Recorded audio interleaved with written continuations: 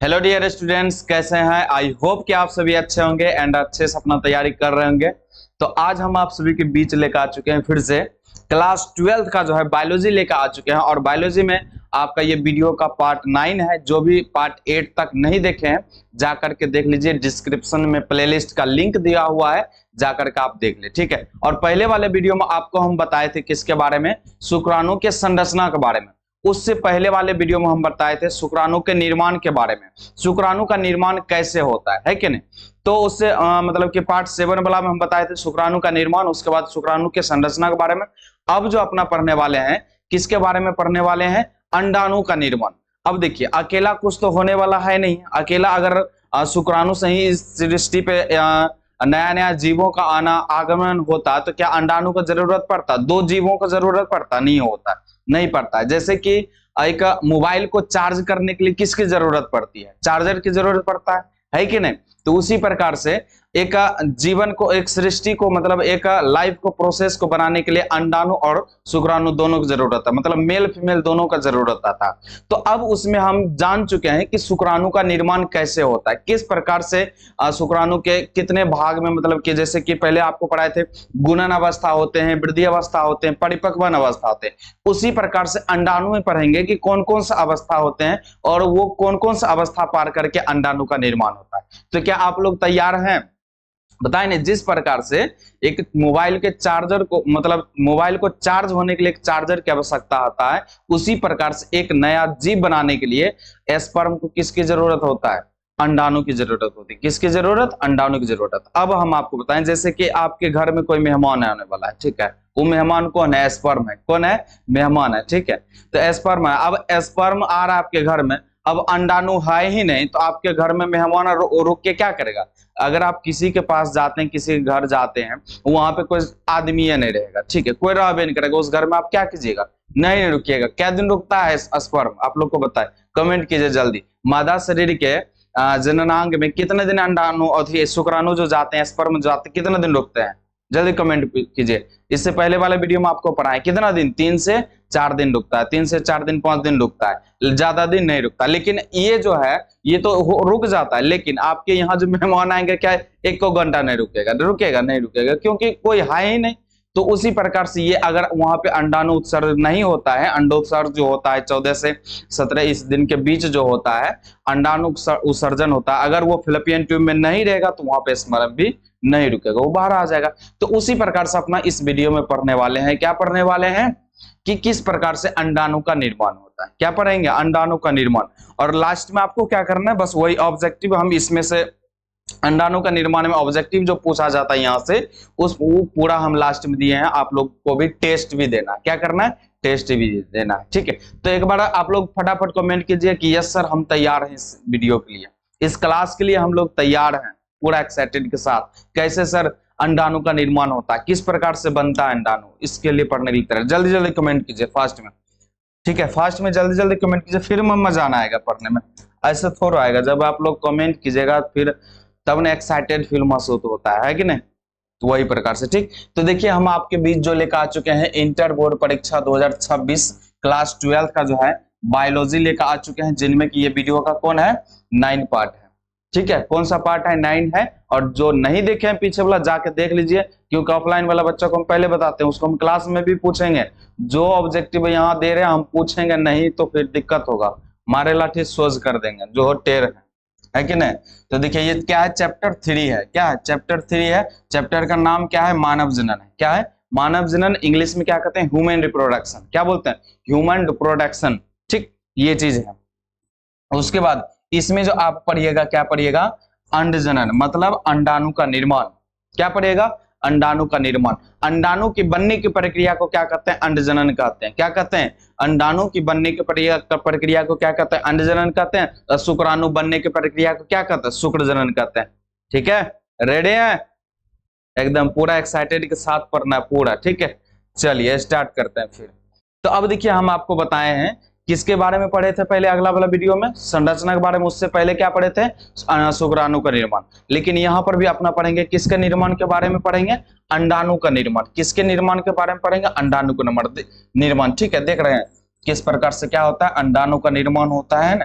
4 sales में divide होता है। जैसे कि निषेचन भी हो जाता है तो उसमें भी निषेचन फर्टिलाइजेशन जब हो जाता है उसमें भी 4 गो सेल बनेगा, 8 गो बनेगा, 16 गो बनेगा, इसी प्रकार से आगे क्या आता है, बढ़ते जाता है। ठीक, तो ये देख सकते हैं प्रोसेस किस प्रकार से क्या होता है, समसूत्री विभाजन होता है, अर्धसूत्री विभाजन होता है, उस प्रकार से क्या होता है, अंडाणु का क्या हो जाता है, निर्माण हो जाता है। तो इसके बारे में हम पूरा डिटेल्स में पढ़ेंगे। आगे आपको क्या करना है, अगर आपको देखिए एग्जाम में पूछा जाता है या तो पूछेगा शुक्राणु का निर्माण को बताइए, मतलब शुक्राणु के निर्माण में हम बताए थे कौन अवस्था, 3 अवस्था, गुणन अवस्था होता है, उसके बाद वृद्धि अवस्था होता है, तीसरा क्या होता है, परिपक्वन अवस्था। यही तीनों अवस्था इसमें भी है, यही तीनों अवस्था के बारे में इसमें भी आपको पढ़ना है। देखिए यहाँ पे है ना, ध्यान से समझिए, अंड जनन। ठीक है, अब देखिए अंडाशय में मादा युग्मक अंडाणु बनने के प्रक्रिया को अंडजनन कहते हैं। आपको पहले भी बताया, अंडाणु बनने के प्रक्रिया को कहते हैं अंडजनन, और शुक्राणु वाला पूछेगा शुक्राणु बनने की क्रिया को क्या कहते हैं, शुक्रजनन। जैसे कहेगा स्पर्म बनने की प्रक्रिया को क्या कहते हैं, स्पर्मेटोजेनेसिस। क्या कहते हैं, स्पर्मेटोजेनेसिस। इंग्लिश में आपको दे देगा तो इस प्रक्रिया से क्या करना है, याद रखना, वही प्रकार है। अंडाशय में मादा युग्मक बनने की प्रक्रिया को अंडजनन कहते हैं। ठीक है, देखिए अंडजनन की शुरुआत भ्रूणीय अवस्था में होती है। ऑब्जेक्टिव में आपको दिया हुआ है लास्ट में ये क्वेश्चन। ठीक है, अंडजनन जैसे कि है अंडाणु का जो निर्माण होता है, अंडजनन की शुरुआत कौन सी अवस्था में होता है, तो भ्रूणीय अवस्था में होता है। ये बात को याद कर लीजिए, अभी लास्ट में क्वेश्चन है कि अंडाणु जो है अंडजनन बनने की अवस्था को क्या कहते हैं, भ्रूणीय अवस्था कहते हैं। ठीक, उसके बाद देखिए अंडजनन की क्रिया कितने अवस्थाओं में होती है, तो 3 अवस्थाओं में होती है। कितने अवस्था में होती है, 3 अवस्था होती है। पहले भी शुक्राणु में भी बताएं, इसमें भी बताएं, कितने अवस्था में, 3 अवस्था में।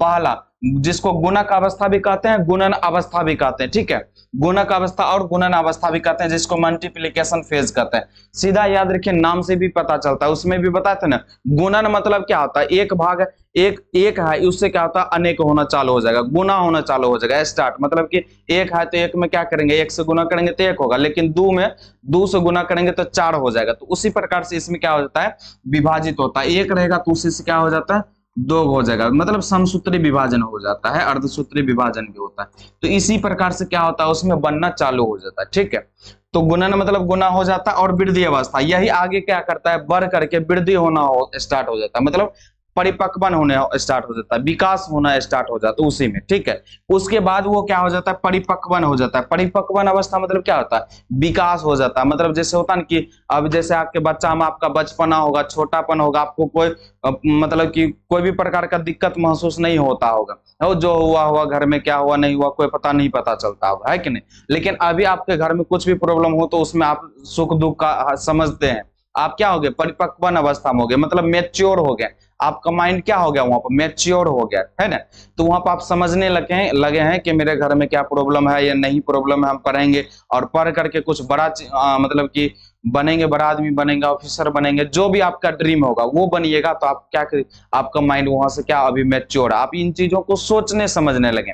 तो वो कौन सा अवस्था में आ जाता है, परिपक्वन अवस्था में। कौन सा अवस्था में, परिपक्वन अवस्था में। क्या यहां तक बात क्लियर हुआ, रिपीट कर दें फिर से, देखिए रिपीट कर देते हैं। पहला नंबर ध्यान से समझिए, अंडाशय में मादा युग्मक अंडाणु, अंडाशय में मादा युग्मक कौन है बताइए, मतलब सीधा आपको बताइए मादा युग्मक कौन सा है बताइए। क्या बोलिएगा सर जी, बोलिएगा पूछेंगे आपको मादा युग्मक कौन है तो बोलिएगा सर जी अंडाणु है।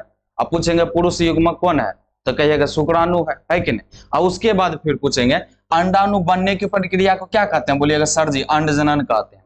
क्या कहते हैं, अंडजनन कहते हैं। क्लियर है। उसके बाद देखिए फिर अब कहेंगे अंडजनन की शुरुआत कौन सी अवस्था में होती है तो बोलेगा सर जी भ्रूणीय अवस्था में होती है। कौन सा अवस्था में होती है, भ्रूणीय अवस्था में होती है। बताइए कौन सी अवस्था में होती है, जल्दी जल्दी फास्ट में कमेंट करते जाइए आप लोग, तब मजा आएगा फिर। उसके बाद अंडजनन की क्रिया निम्न अवस्था में, क्या गो अवस्था में, 3 गो अवस्था में होता है। क्या गो अवस्था में, 3 गो अवस्था में। 3 गो मतलब 3 अवस्था में। ठीक, उसके बाद कौन कौन सा अवस्था, पहला अवस्था गुणन अवस्था जिसको गुणक अवस्था भी कहते हैं, दूसरा वृद्धि अवस्था, तीसरा परिपक्वन अवस्था। क्या यहाँ तक क्लियर है ना, क्लियर। चलिए अब एक एक पॉइंट को अपना क्या करेंगे, पढ़ेंगे। गुणन अवस्था में क्या होता है, सेम टू सेम उसी प्रकार से जैसे शुक्राणु में होता था उसी प्रकार से अंडाणु में भी होगा। ठीक, तो अब एक एक पॉइंट को अपना पढ़ेंगे। ठीक है, एक एक पॉइंट को पढ़ेंगे फिर आगे से देखेंगे कि आगे क्या क्या प्रोसेस होता है, और ऑब्जेक्टिव आपको क्या करना है, पूरा आंसर देना है। तो पहला कौन सा अवस्था अपना पढ़ रहे हैं, मल्टीप्लिकेशन फेज, गुणक अवस्था पढ़ रहे हैं, गुणन अवस्था पढ़ रहे हैं। कौन सा अवस्था, गुणन अवस्था पढ़ रहे हैं। देखिए गुणन अवस्था में क्या क्या होता है, ध्यान से समझना, ठीक। देखिए अंडजनन कोशिका में समसूत्री विभाजन होना गुणन अवस्था कहलाता है। सीधा शॉर्ट में, कितना शॉर्ट में सोचिए, क्या बोलना, अंडजनन कोशिका में समसूत्री विभाजन होना, कितना शॉर्ट में दे दिए, अंडजनन कोशिका में समसूत्री विभाजन होना गुणन अवस्था कहलाता है। क्या आप देखिए इतने को में दिक्कत है, इतना शॉर्ट में दिए हैं। अब एक से शॉर्ट कीजिएगा क्या कीजिएगा, आपका नंबर कटेगा, है ना। और एक से शॉर्ट जाइएगा तो एक चीज होगा, क्या होगा, अनामोसिदंग राना जी चितंग, कोई फायदा नहीं। पढ़ने से तब क्या फायदा, कुछ नहीं फायदा है, और शॉर्ट थोड़ा होता है। क्या दिया, अंडजनन कोशिका में समसूत्री विभाजन होना गुणन अवस्था कहलाता है, ठीक है। देखिए इसमें लाखों की संख्या में अंडजनन कोशिकाएं बनती है। क्या बोले, इसमें जैसे शुक्राणु में लाखों करोड़ों की संख्या में बनता है ना, इसमें लाखों की संख्या में क्या बनता है, अंडजनन कोशिका बनती है। क्या बनती है, अंडजनन कोशिका लाखों की संख्या में बनती है, ठीक है। अब देखिए नोट में जो पॉइंट दे रहे हैं हम आपको क्या बोले, बार बार बोल रहे हैं कि जो नोट में दे रहे हैं समझिए कि वो मोस्ट वीवीआई होता है। मतलब मोस्ट वीवीआई क्या, वहां से ही पूछ देगा आपको ऑब्जेक्टिव, फिर कहेगा वो नोट वाला इससे है, फालतू नहीं होता है। नोट में इसलिए दे देता है कि याद में आपको ज्यादा रहेगा, यादगार रहेगा, ठीक है। तो वही प्रकार देखिए अंडजनन कोशिकाएं का निर्माण, है ना, ध्यान से समझिए, अंडजनन कोशिका का निर्माण जन्म से पूर्व होती है। जन्म से अंडजनन कोशिका का निर्माण क्या होती है, जन्म से पूर्व से ही होती है, ठीक है। जन्म के बाद गुणन अवस्था नहीं आती है। ध्यान समझिए, यहां से भी ऑब्जेक्टिव है आपके लास्ट में, यहां से भी ऑब्जेक्टिव है, जन्म के बाद गुणन अवस्था नहीं आती है। ध्यान समझिए फिर से, यहां से नोट में क्या है, अंडजनन कोशिका का निर्माण जन्म के पूर्व ही होता है, जन्म के पूर्व ही होता है, पूर्व मतलब पहले, ठीक है। और जन्म के बाद गुणन अवस्था नहीं आती है, जन्म के बाद गुणन अवस्था नहीं होती है, इस बात को याद रखना। और यहां से ऑब्जेक्टिव है। चलिए अब जो आप देखिएगा की पॉइंट देखिएगा, क्या देखिएगा, की पॉइंट, जिसको महत्वपूर्ण बिंदु कहते हैं। क्या कहते हैं, महत्वपूर्ण बिंदु। और यहां से भी ऑब्जेक्टिव आपके एग्जाम में रहेगा। तो देखिए बहुत सारा होता है कि स्टूडेंट ऑब्जेक्टिव में फंस जाता है, लेकिन आप लोग नहीं फंसिएगा, ठीक है। क्यों नहीं फंसिएगा, क्योंकि हम जो पढ़ा रहे हैं आपको पूरा थ्योरी से ऑब्जेक्टिव निकालते हैं। ऐसे तो डायरेक्ट किताब में बहुत सारा दिया हुआ है, उससे कोई मतलब नहीं, किताब वाला भी याद करना है। लेकिन हम थ्योरी से जब आप अपना माइंड से भी, आप अपना से भी निकालिएगा तो आपको वही बहुत दिन तक याद रहेगा। ऐसा नहीं कि रट लिए, रटना नहीं है, बायोलॉजी को समझना है। जब आप समझिएगा बायोलॉजी को, फिर मजा आ जाएगा पढ़ने में। क्या आ जाएगा, फिर मजा आ जाएगा। अब देखिए अब एक क्लास आपके लिए, एक ऐसा क्लास लेकर आ रहे हैं, ठीक है, जो कि अगर आपके घर में कोई कंपटीशन वाला विद्यार्थी है, ठीक है, कंपटीशन वाला है, कोई गवर्नमेंट जॉब का तैयारी कर रहा है, ठीक है, बायोलॉजी से उसमें जो क्वेश्चन आता है, रेलवे का तैयारी कर रहा है, ठीक है, ग्रुप डी का तैयारी कर रहा है, उसमें बायोलॉजी से क्वेश्चन आता है, पार्ट्स ऑफ फ्लावर में से, फूल में से क्वेश्चन आता है। वो वीडियो आपके बीच लेकर आ चुके हैं, सभी को पूरा बता दीजिएगा कि वो कंपटीशन के एग्जाम के लिए पूरा रामबाण साबित होता है, और उनसे क्वेश्चन ज्यादातर पूछा जाता है, ठीक है। तो उस क्लास के लिए उसको बता दें, तैयार कर लें, और पूरा बेहतरीन तरीका से वो क्लास हम करवाएंगे, और उनको भी पूरा क्लियर हो जाएगा, एक भी क्वेश्चन नहीं छूटेगा, एक भी क्वेश्चन नहीं छूटेगा उसको एग्जाम। इस तरीका से उसको पूरा प्रिपेयर करके बनाए हैं, ठीक है। तो बुला लीजिएगा उसको भी। चलिए आइए पढ़ते हैं अपना क्लास में। तो की पॉइंट अब हम आपको बताएंगे। की पॉइंट मतलब महत्वपूर्ण बिंदु, यहां से ऑब्जेक्टिव आपके एग्जाम में रहता है, ठीक है। तो क्या रहता है, ध्यान से देखिए, ध्यान से देखिए, यह अवस्था भ्रूण परिवर्तन के दौरान गर्भ में होती है। यह जो अवस्था होती है, गुणन अवस्था जो होती है ना, भ्रूण परिवर्तन के दौरान कहां पे होती है, गर्भ में होती है, मतलब फीटस जिसको बोलते हैं, ठीक है। अब दूसरा की पॉइंट देखिए, जन्म के बाद अंडजनन कोशिका निर्माण निर्माण या परिवर्धन नहीं होता है। मतलब बोले जन्म के बाद अंडजनन कोशिका जो है निर्माण या परिवर्धन नहीं होता। यहां से भी ऑब्जेक्टिव है, बताइए, यहां से भी ऑब्जेक्टिव है। अब अभी आप ध्यान नहीं दीजिएगा, हम टिक कर रहे हैं यहाँ पे, यहां से भी ऑब्जेक्टिव है, और आपको कमेंट बॉक्स में डालना है, आंसर डालना, हम नहीं बताएंगे, आपको खुद डालना होगा पहले। तो देख लीजिए क्या ऑब्जेक्टिव है। क्या बोले, जन्म के बाद अंडजनन कोशिका का निर्माण या परिवर्धन होता है, तो बोलना होगा हाँ सर जी होता है या नहीं होता। तो क्या यहाँ पर दिल है, नहीं होता है। क्या होता है, नहीं होता है। तो जन्म के बाद अंडजनन कोशिका का निर्माण या परिवर्धन, परिवर्धन मतलब बोले थे क्या होता है, परिवर्धन मतलब विकास, विकास ग्रोथ नहीं होता है। क्या होता है, नहीं होता है, ठीक है। चलिए तो यहां तक क्लियर हुआ, आपको बताइए एक बार फास्ट में, जल्दी जल्दी कमेंट बॉक्स में डालिए, यहां तक क्लियर हुआ, अगर क्लियर हुआ तो जल्दी यस टाइप कीजिए। यस सर क्लियर हो गया, समझ में आ गया। ये कौन सा फेज था? गुणन अवस्था था। कौन सा अवस्था? गुणन अवस्था, जिसको मल्टीप्लिकेशन फेज कहते हैं, है ना, मल्टीप्लिकेशन कहते हैं। ठीक, तो चलिए आगे बढ़ते हैं। एक एक बात को नोट करना है ना, छोड़ना नहीं है। अगर छोड़िएगा तो, है ना, जो करे शर्म उसका फूटे कर्म। तो शर्म कीजिएगा तो कर्म फूट जाएगा, शर्म नहीं करना। बायोलॉजी पढ़ रहे हैं, बायोलॉजी में कोई शर्म नहीं। तो जो करे शर्म उसका फूटे कर्म, शर्म नहीं करना। ठीक, तो अब अपना पढ़ेंगे वृद्धि अवस्था। जब वो क्या होगा, समसूत्री विभाजन हो जाएगा, तो उसमें क्या होना स्टार्ट होगा? वृद्धि स्टार्ट हो जाएगा, वृद्धि होना स्टार्ट होगा। अब देखिए, कोई बच्चा जब जन्म लेता है तो उसमें क्या होता है? जितना टका उतने तक रह जाता नहीं। जब उसका टाइम स्टार्ट होता है, समय स्टार्ट, जब निषेचन हुआ उसी टाइम से उसमें वृद्धि होना स्टार्ट हो जाता है। और फिर जब जन्म होता है 9 महीना के बाद, जब जन्म होता है तो उसमें क्या होता है? ग्रोथ होना स्टार्ट हो जाता है कि नहीं? तो उसी प्रकार से जब वहां पे क्या हो जाएगा? अंड जनन में समसूत्री विभाजन हो जाएगा, तो उसी टाइम से वृद्धि होना स्टार्ट हो जाएगा। क्या होगा? वृद्धि। उसी को वृद्धि अवस्था कहते हैं, या इंग्लिश में ग्रोथ फेज कहते हैं। क्या कहते हैं? ग्रोथ फेज कहते हैं। ठीक, चलिए तब देखिए, जिसको कि उगोनिया भी बोल सकते हैं। क्या बोलते हैं? उगोनिया। ठीक है, अंडजनन कोशिका पोषण प्राप्त कर। उगोनिया मतलब अंडजनन कोशिका जो होता है पोषण प्राप्त कर। अब जब पोषण मतलब समझ, आप 10वां भी पढ़ चुके हैं, पोषण चैप्टर है जय प्रक्रम में, पोषण, शोषण, उत्सर्जन, परिवहन पढ़े ना 10वां में। तो पोषण मतलब खाना पीना जो खाते हैं अपना, जो वो क्या करते हैं? खाना पीना प्राप्त कर अपने आकार में क्या करते हैं? वृद्धि करते हैं, जिसे प्राथमिक अंडक कहा जाता है। जिसे क्या कहा जाता है? प्राथमिक अंडक कहा जाता है। तो उगोनिया जो अंडजनन कोशिका होते हैं वो क्या करते हैं? वृद्धि कर, ग्रोथ करके उसमें पोषण प्राप्त करते हैं। पोषण प्राप्त करने के बाद क्या करते हैं? अपने आकार में वृद्धि करना स्टार्ट करते हैं, जिसे कहते हैं प्राथमिक अंडक कहते हैं। जिसे क्या कहते हैं? प्राथमिक अंडक कहते हैं। बताइए, क्लियर हुआ? क्या करता है? वृद्धि करके पोषण प्राप्त करता है और अपना आकार में क्या करता है? वृद्धि कर लेता है। जब आकार में वृद्धि करेगा तो क्या कर लेगा? उसे प्राथमिक अंडक कहेंगे। क्या कहेंगे? प्राथमिक अंडक कहेंगे। ठीक, तो अब देखिए यहाँ पर कुछ पॉइंट्स है, उसको भी ध्यान से देखना है। ठीक, देखिए यहां से भी ऑब्जेक्टिव है। आप बताइए, यहां से भी ऑब्जेक्टिव है आपके लास्ट में जो हम एग्जाम लेंगे, अभी जो आपको टेस्ट लेंगे, यहां से भी ऑब्जेक्टिव है। अब कहेगा सर जी इतने ऑब्जेक्टिव काहे दे रहे हैं? इसलिए दे रहे हैं कि आपके एग्जाम में छूटे ना क्वेश्चन। और छूटेगा तो फिर वही बात है, रोइएगा बाद में बैठ के। रोने से क्या होगा? कुछ होगा?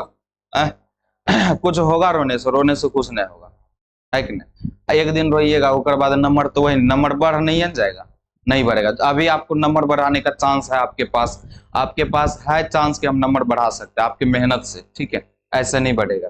तो देखिए क्या कहता है, प्राथमिक अंड कोशिका जो होता है ना, प्राथमिक अंड कोशिका अर्धसूत्रीय विभाजन फर्स्ट।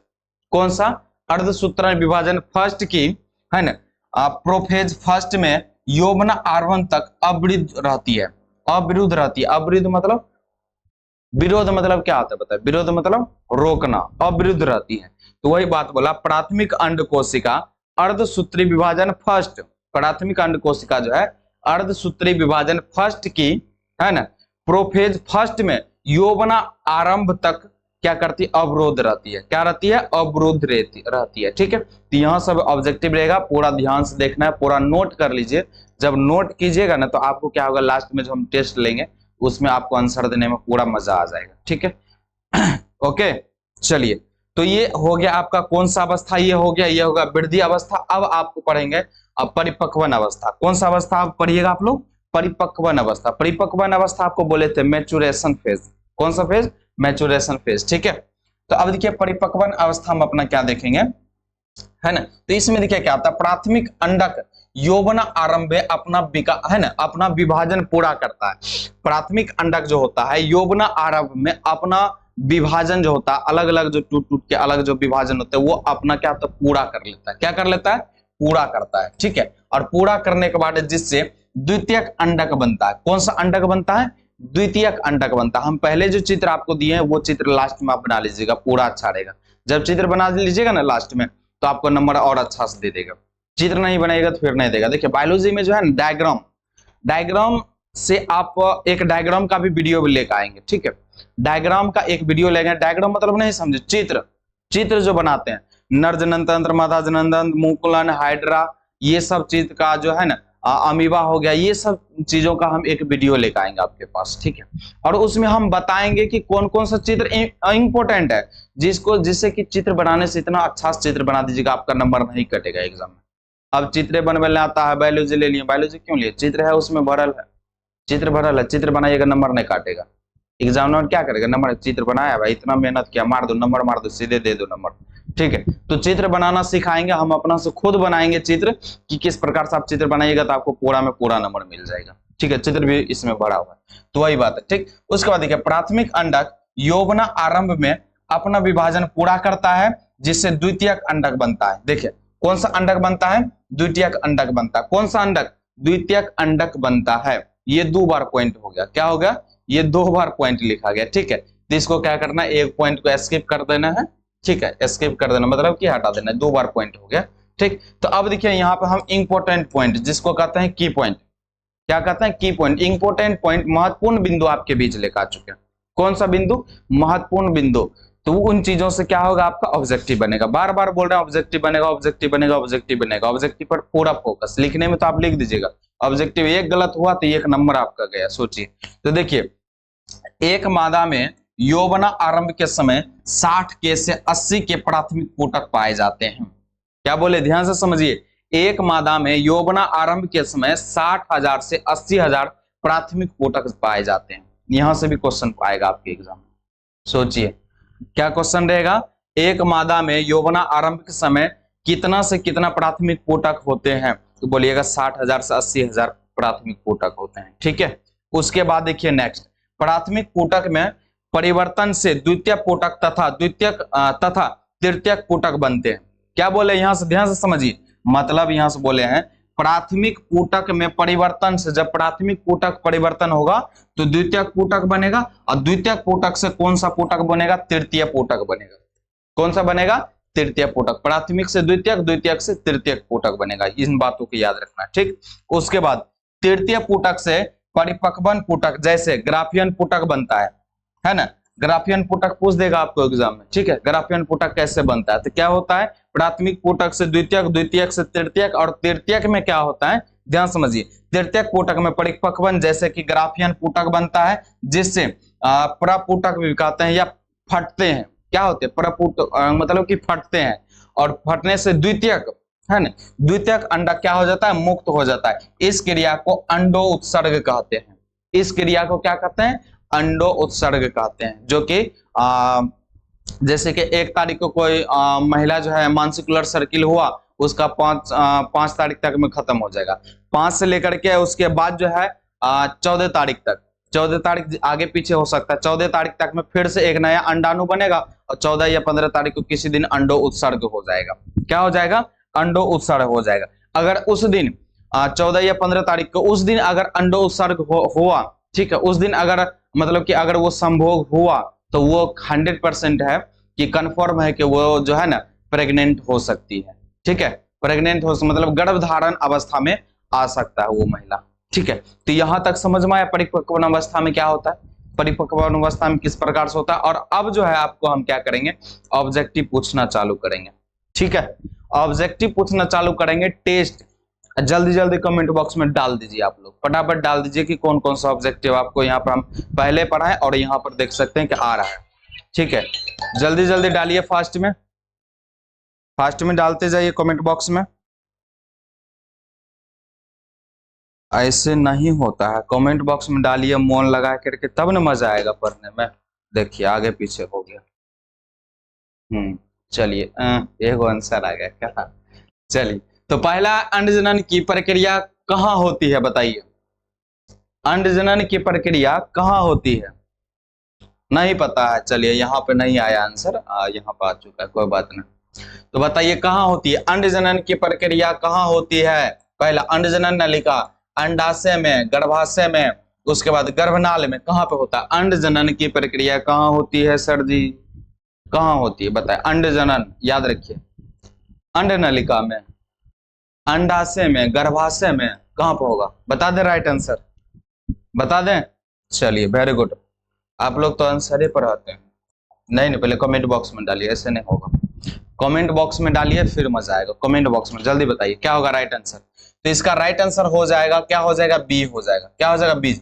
अंडाशय में अंडजनन की प्रक्रिया कहाँ होगा, अंडाशय में ना होगा कि अंड नलिका में जाकर होगा, अंडाशय में ना वो अंडाणु का निर्माण होगा।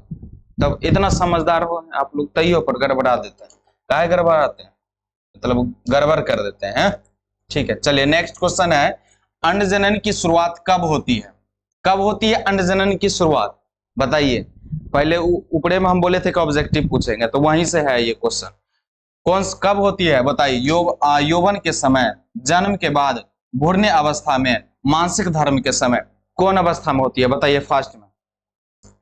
जल्दी जल्दी कमेंट बॉक्स में डालिए, ऐसे थोड़ा होता है, ऐसे थोड़ा होता है, जल्दी जल्दी आप लोग डालिएगा तो फिर तब ना मजा आएगा कि सर जी हाँ याद है। तो बताइए क्या हो जाएगा, अंडजनन की शुरुआत कब होती है, यौवन के समय, जन्म के बाद, भ्रूण अवस्था में, मानसिक धर्म में। तो इसका राइट आंसर हो जाएगा बी हो जाएगा। क्या हो जाएगा, सॉरी बी, सी हो जाएगा, भ्रूण अवस्था में। पहले भी बताया था आपको, कौन सा अवस्था हो जाएगा, भ्रूण अवस्था में होता है। इसका राइट आंसर क्या हो जाएगा, सी हो जाएगा। ठीक है, चलिए तो अगला क्वेश्चन आपके बीच आ चुका है, अंडजनन की कुल कितनी अवस्था होती है। अब बताइए, यहाँ पर भी दिक्कत होगा क्या, अंडजनन की कुल कितनी अवस्था होती है बताइए जल्दी।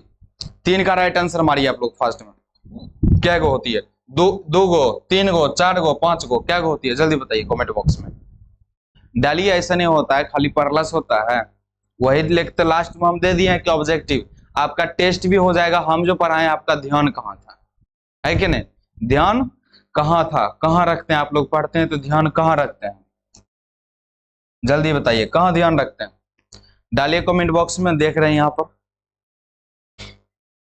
क्या पढ़े आइए बायोलॉजी पढ़ते हैं, क्या बायोलॉजी की दुनिया में चलेंगे।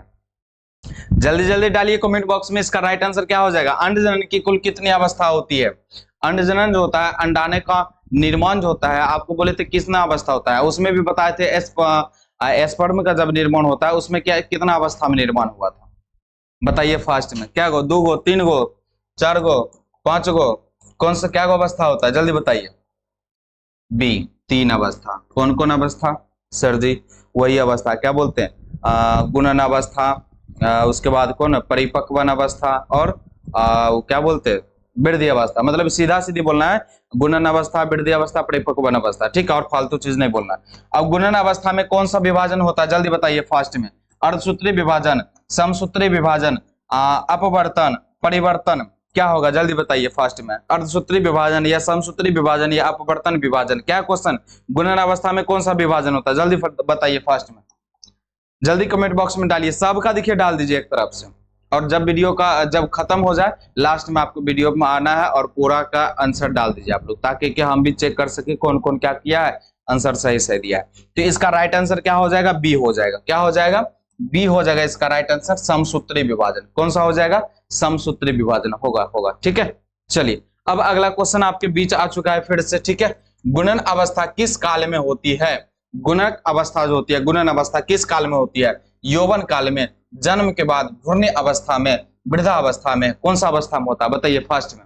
उसके बाद नेक्स्ट क्वेश्चन है आपके बीच, जन्म के बाद अंडजननी कोशिका का क्या होता है, जन्म के बाद अंडजननी कोशिका का क्या होता है बताइए, निर्माण होता है, परिवर्धन होता है, निर्माण व परिवर्धन नहीं होता है, विभाजन बढ़ता है, क्या होता है बताइए फास्ट में, जल्दी कमेंट बॉक्स में डालिए क्या होता है, तब ना फिर मजा आएगा, तब मजा आएगा, आप लोग बताइएगा तभी ना आंसर मजा आएगा। बताइए क्या हो जाएगा, इसका राइट आंसर क्या हो जाएगा बता दें। चलिए इसका जो राइट आंसर होगा भ्रूण अवस्था में होता है, पहले बता चुके हैं। और इसका जो छुआ का हो जाएगा, जन्म के बाद अंडजननी कोशिका का क्या होता है, निर्माण व परिवर्धन नहीं होता है, पहले भी बताया। जन्म जब हो जाता है, जन्म के बाद निर्माण या परिवर्धन नहीं होता है, क्या हो जाएगा इसका राइट आंसर, इसका राइट आंसर सी हो जाएगा। इसका राइट आंसर क्या हो जाएगा, सी हो जाएगा। ठीक है, अब देखिए वृद्धि अवस्था में अंडजनन कोशिका का है ना अंडजनन कोशिका को क्या नाम दिया जाता है, द्वितीयक अंडक, तृतीयक अंडक, प्राथमिक अंडक, ग्राफियन पुटक, क्या नाम दिया जाता है जल्दी बताइए फास्ट में। उसके बाद लास्ट क्वेश्चन है, प्राथमिक अंड कोशिका किस अवस्था में स्ट्रेस रहती है, मतलब कि वही प्रोफेज बताए थे ना, आंसर बता दिए क्या, आंसर बता दिए आपको। अच्छा कोई बात नहीं, बताइए कौन सा हो जाएगा राइट आंसर, कमेंट बॉक्स में डालिए आप लोग फास्ट में, क्या हो जाएगा। तो इसका जो राइट आंसर हो जाएगा, वृद्धि अवस्था में अंडजनन कोशिका को क्या नाम दिया जाता था, तो बताइए इसका राइट आंसर क्या हो जाएगा, चलिए यहाँ पे दे देते हैं, इसका राइट आंसर हो जाएगा सी। क्या हो जाएगा, सी हो जाएगा। प्राथमिक अंडक कहाँ होता है, इंक खत्म हो जाता है इसका क्या, तो क्या हो जाएगा, प्राथमिक अंडक हो जाएगा। इसमें क्या हो जाएगा, प्राथमिक अंड कोशिका किस अवस्था में होता है, इसका तो आंसर हम पहले ये बता दें, कौन सा अवस्था में, बी हो जाएगा, प्रोफेज अवस्था में। कौन सा अवस्था में, बी, प्रोफेज अवस्था में। ठीक है, तो चलिए अब लास्ट क्वेश्चन लास्ट आ चुका है, आप लोग जल्दी जल्दी डाल दीजिए। 12 को क्वेश्चन आपको दिए थे, 12 में 12 हम पूछे, पूरे क्लास में हम पूछेंगे, क्लास में हम पूछेंगे, बता रहे हैं सबको। एक गलती होने पर 5 लाठी मारेंगे, सोच लीजिए, एक गलती होने पर। 12 को ऑब्जेक्टिव इसमें दिए हैं, 12 को दिए हैं। बताइए प्राथमिक अंडक है ना, प्राथमिक अंडक किस समय विभाजन पूरा करता है, प्राथमिक अंडक जो होता है किस समय विभाजन पूरा करता है, बताए थे आपको ना, गर्भावस्था में, जन्म के समय, यौवना आरंभ के समय, मासिक धर्म के अंत में। कब ये जो है अपना क्या कर लेता है, पूरा कर लेता है, जल्दी बताइए फास्ट में, कब क्या कर लेता है ये जो है, कब अपना मतलब जो है ना विभाजन क्या कर लेता है, पूरा कर लेता है, जल्दी बताइए फास्ट में, कौन सा अवस्था में जो है पूरा कर लेता है, जल्दी जल्दी कमेंट बॉक्स में डालिए आप लोग। ठीक है,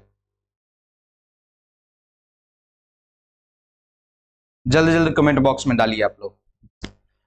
तो इसका क्या हो जाएगा राइट आंसर, जल्दी बताइए फास्ट में। तो कौन सा अवस्था में पूरा कर लेता है, कौन सा अवस्था में, यौवना आरंभ के समय। कौन सा आरंभ के समय, यौवना आरंभ के समय क्या कर लेता है, ये पूरा कर लेता है। ठीक है, उसके बाद नेक्स्ट क्वेश्चन है यौवना आरंभ के समय है ना, एक मादा में कितने प्राथमिक प्राथमिक पोटक पाए जाते हैं, बोले थे ना कितने प्राथमिक पोटक पाए जाते हैं, तो कितने पाए जाते हैं, 6000 से 8000 ए नंबर, बी नंबर 60,000 से 80,000, सी 10,000 से 20,000, डी 1 लाख से अधिक। बताइए कितना पाया जाता है, तो कितना पाया जाता है, जल्दी बताइए कमेंट बॉक्स में इसका राइट आंसर जल्दी जल्दी बताइए आप लोग, कितना पाया जाता है फास्ट में। तो इसका राइट आंसर क्या हो जाएगा, बी हो जाएगा, 60,000 से 80,000। ठीक है, उसके बाद आते हैं नेक्स्ट, द्वितीयक पुटक किससे बनता है, द्वितीयक पुटक जो होते हैं किससे बनता है, जल्दी बताइए। ये वो क्वेश्चन बोले थे ना वहां से, क्या ऑब्जेक्टिव में है, जल्दी बताइए किससे बनता है, ग्राफियन पुटक से, प्राथमिक पुटक से, उसके बाद ओगोनिया से, जन्म के बाद क्या होगा, जल्दी बताइए कमेंट बॉक्स में, क्या होगा इसका राइट आंसर, जल्दी बताइए कमेंट बॉक्स में डालिए। ऐसे थोड़ा होता है, खाली पढ़ने से नहीं होता है, जब आप गलती नहीं होगा, गलती से ही सही होता है, क्या होता है, गलती से ही सही होता है ना। वही लेके का बताए भी थे आप लोग को मोटिवेशन में, घबराना मत, 1000 बार गलती करना पड़ता है एक बार सही करने के लिए, एक बार सही करने के लिए 1000 बार गलती करना पड़ता है, सोचिए। तो वही लेके कोई भी चीज में घबरा नहीं है कि एक बार गलती हुआ तो फिर से उसके बारे में सही करेंगे, क्या करेंगे, फिर से सही करेंगे। जल्दी बताइए आप लोग, जल्दी कमेंट बॉक्स में 11 का बताइए, उसके बाद 12 का लास्ट है ये भी डाल दीजिए कमेंट बॉक्स में। ठीक है, डालिए जल्दी। 12 का भी बताइए, तृतीय पोटक कौन सा पोटक बनता है, तृतीय पोटक में कौन सा पोटक बनता है, द्वितीय पोटक किससे बना होता है, द्वितीय बताइए, द्वितीयक, द्वितीयक केकड़ा से बनेगा, तो बोलेगा सर जी प्राथमिक से बनेगा, बोले थे प्राथमिक पोटक से द्वितीयक पोटक, द्वितीय पोटक से तृतीय पोटक, ये बोले थे ना, बस इसका राइट आंसर क्या हो जाएगा, बी हो जाएगा। ठीक है, उसके बाद आइए 12 नंबर का क्वेश्चन। ठीक है, तृतीय पोटक से कौन सा पोटक बनता है, बताइए, तृतीय पोटक, द्वितीय पोटक ना सर जी, ये होने प्राथमिक पोटक नहीं बनता है, परिपक्व बना ग्राफियन पोटक, यस सर जी, क्या बने, इसका राइट आंसर हो जाएगा सी हो जाएगा, डी तो नहीं होगा, मेटाफोज नहीं होगा। ठीक है, तो इसका राइट आंसर 12 के क्या हो जाएगा, सी हो जाएगा। तो आप लोग मिला लीजिएगा, ठीक है, कितना कितना सही हुआ है मिला लीजिएगा, पूरा मजा आ जाएगा। आज का क्लास कैसा लगा, ठीक है, और पहले वाला भी क्लास कैसा लगा, पूरा फीडबैक आकर के वीडियो में देना है कि सर जी आज कैसा लगा क्लास, क्या क्या चीज समझ में आया, कुछ नया चीज सीख मिला या नहीं मिला। तो आप लोगों के लिए हम पहले बता चुके हैं, एक और वीडियो लेकर आ रहे हैं, उस वीडियो में पूरा जो भी कंपटीशन वाला होगा, जो भी जॉब का तैयारी करता होगा, सबको बुला लीजिएगा, पूरा नॉलेज से भरपूर वो उस वीडियो में है। ठीक है, तो पार्ट्स ऑफ फ्लावर के बारे में लेकर आ रहे हैं। ठीक, चलिए ओके, धन्यवाद।